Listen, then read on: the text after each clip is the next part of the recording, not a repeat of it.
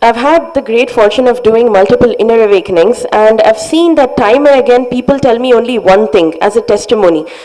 They say, you don't have any problem in your life because I'm always smiling, or I always have the capacity to deal with it and go on without having a scratch.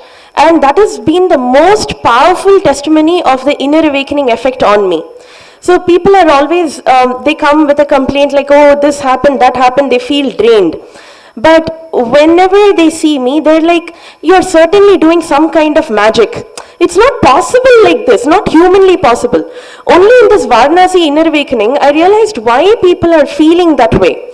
Because it's become like a common ailment to keep suffering. And the biggest gift of inner awakening is that it puts you in such a space of constantly feeling powerful within, never slipping into the space of powerlessness and remaining in the space of perpetual completion.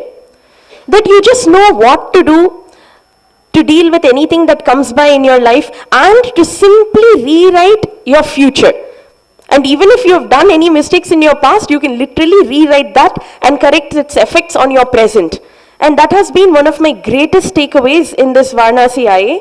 I just wanted to recount an experience that I had yesterday when we were all bathing in the Ganges.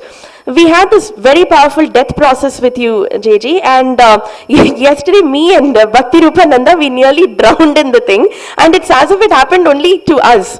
The sand just shifted from under our feet.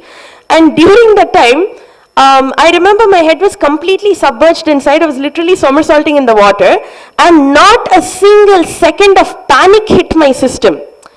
No panic at all, not even the tendency, oh, how will I breathe, nothing.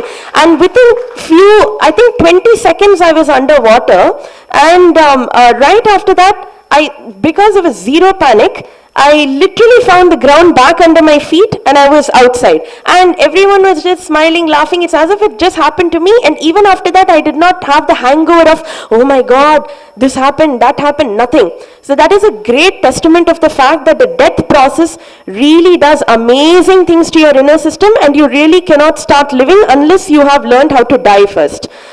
And I just want to thank JG that I've experienced you in a lot of your great glory and your divine dimension, and you are God for me. But to be in Varanasi and to experience Varanasi in your own home as Kalabhairava, that was just beyond anyone's imagination. Thank you.